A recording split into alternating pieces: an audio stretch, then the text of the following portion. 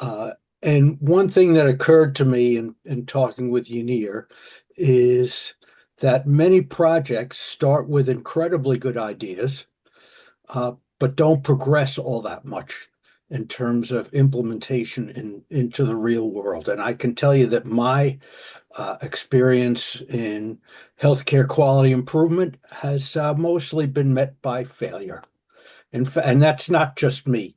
Most quality improvement projects fail somewhere between 60 and 80%. And they fail uh, either in terms of their ability to be implemented, or even if they can be implemented, to be sustained. So, as the Reverend William Sloane Coffin said, it's one thing to say with the prophet Amos, let justice roll down like mighty waters and righteousness as a mighty stream. It's quite another thing to work out the irrigation system.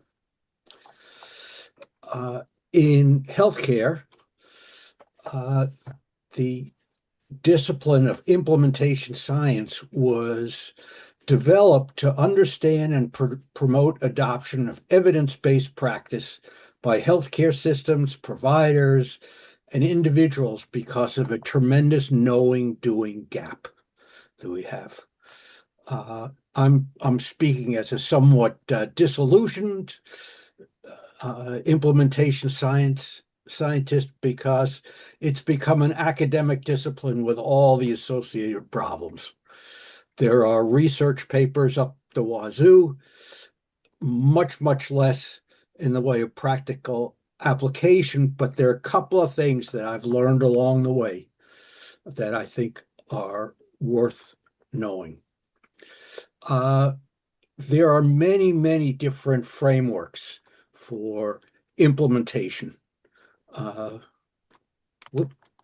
this is one of them that a friend of mine, Laura, and a bunch of other friends did. It's one of about 100 implementation frameworks out there. They're very useful for planning. My view of frameworks is very simple. Pick one. It doesn't matter a whole heck of a lot which you pick, but fundamentally, the issues involved are the intervention and the context into which it's being implemented, by whom, where, and the outside influences, as well as the processes. And it occurred to me that as people do their own projects, it would be helpful to think about how they might be implemented in practice. Uh, what I've learned about implementation science can be summarized in two things. First, that implementation is a function of the intervention by context interactions. Being a complex systems kind of person, I'm always looking at the interactions. Uh,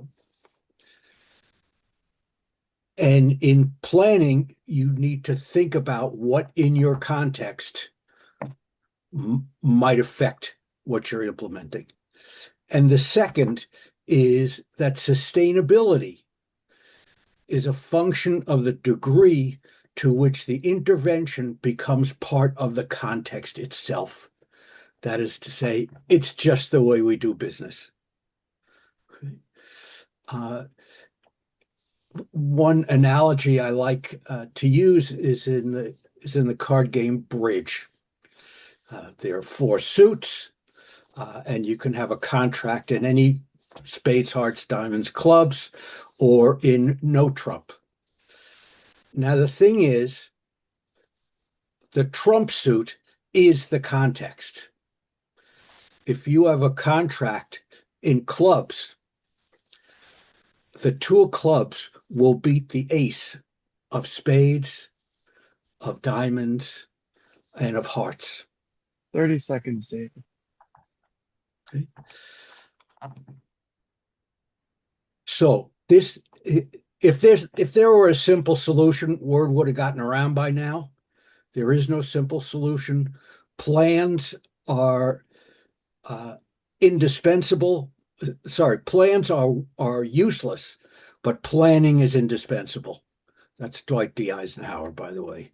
So you're going to run into problems, but at least think long term about how what you're doing is going to be implemented. And don't be daunted by the enormity of the world's grief. Do justly now, love mercy now, and walk humbly now. And remember, you're not obligated to complete the work, but neither are you free to desist from it. And the world is not coming to an end, so therefore you have to learn to cope. Here's some references. Feel free to contact me if I can be of any help. And that's what I got.